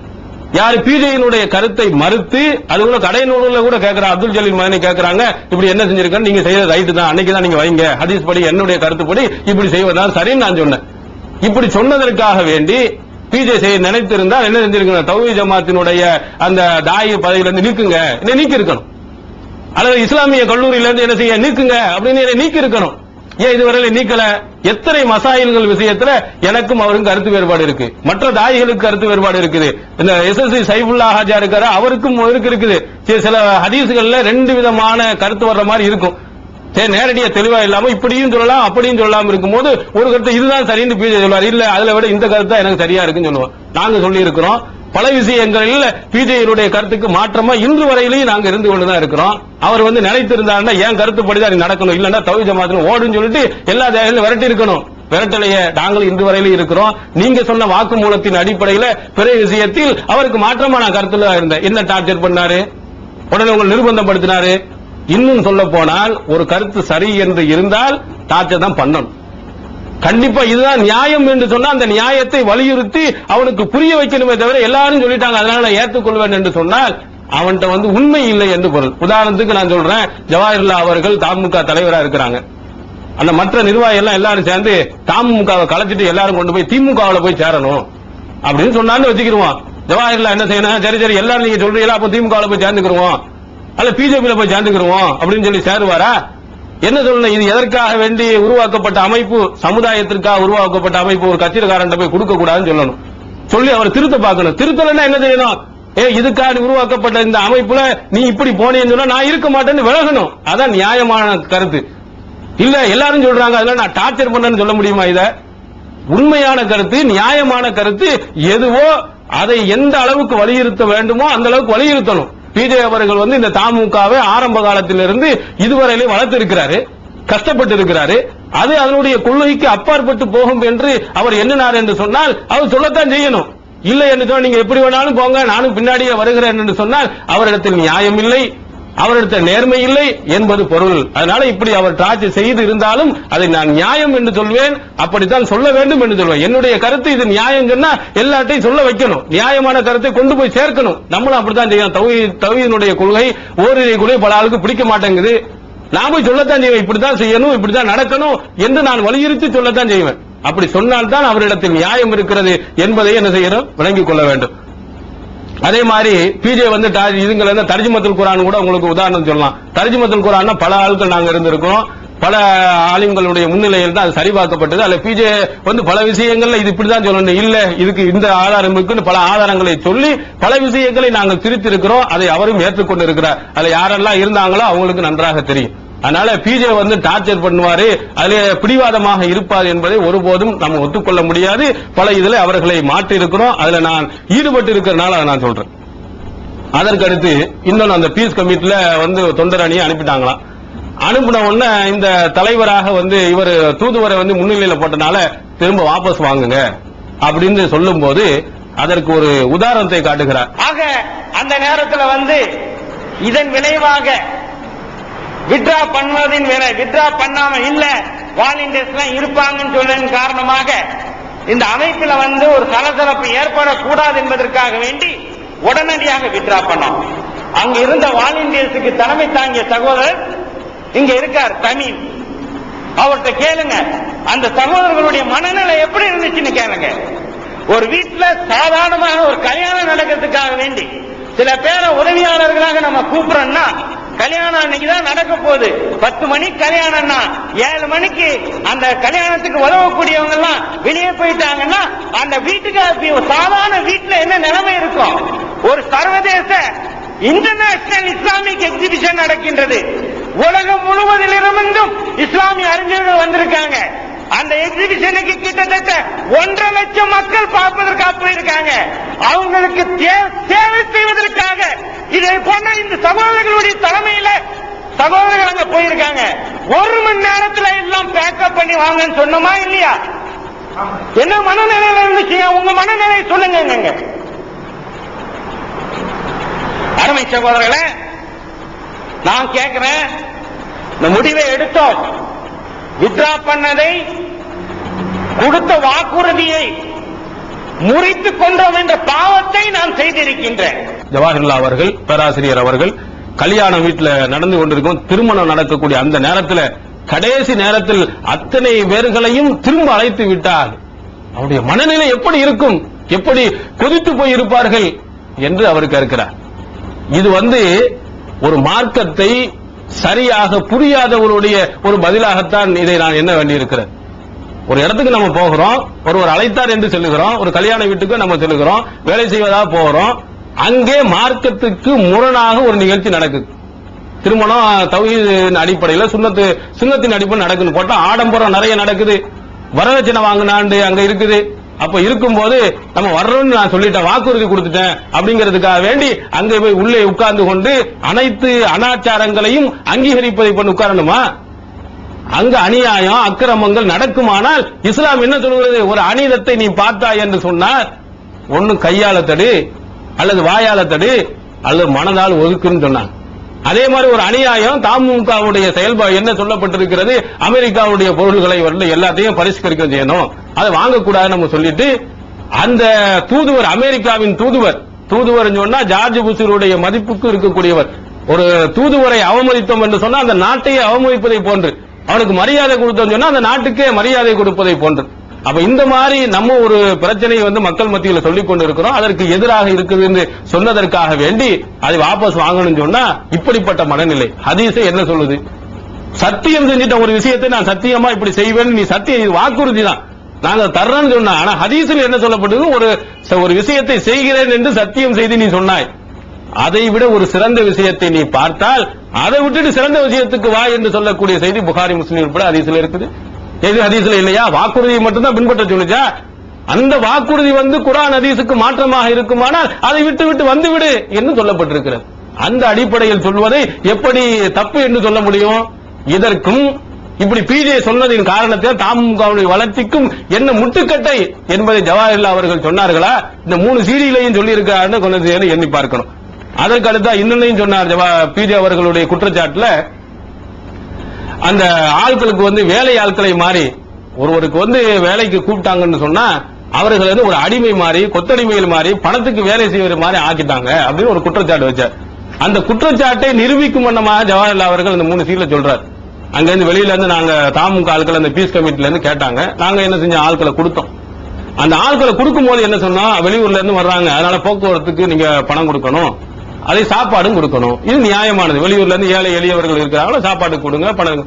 ஆனா அதற்கு மேல என்ன செய்யறா? படியாக ஒரு நாளைக்கு 60 ரூபாய் கொடுக்க வேண்டும் அப்படின்னு சொல்றாரு. பீஸ் ஆர்கனைசேஷன் என்ன சொல்றோம்னா, நீங்க அவர்களுக்கு போக்குவரத்து செலவு கொடுக்க வேண்டும், அவர்களுக்கு உணவு ஏற்பாடு செய்ய வேண்டும், அவர்களுக்கு ஒரு நாளைக்கு 60 ரூபாய் என்ற அடிப்படையில் அவர்களுக்கு ஒரு படியும் கொடுக்க வேண்டும் என்ற அடிப்படையில் சொல்லணும். சில பேர் அவங்க வியாபாரம் தொழில் இதெல்லாம் விட்டுட்டு அல்லது அவங்க வேலை செய்யக்கூடிய கம்பெனியில லீவ் போட்டுட்டு வர்றாங்க.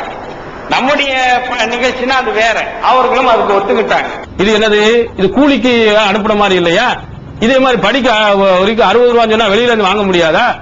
ஒரு நல்ல காரியங்கள் என்று இந்த தமுக நினைத்திருக்குமானால் போக்குவரத்து கேட்டிருக்கலாம், சாப்பாடு கொடுக்கணும்னு சொல்லியிருக்கலாம். படி 60 ரூபாய் தர வேண்டும் என்பது அவர்களை வேலைக்காரர்களை போன்று அவர்களுடைய தன்மானத்தை விளையாடுவதை போன்று இல்லையா என்று பிஜே கேட்பதை நியாயப்படுத்துவதை போன்றுதான் அவர்கள் என்ன செஞ்சிருக்கிறார்? ஜவாஹிர்லால் அவர்கள் பேசியிருக்கிறார்.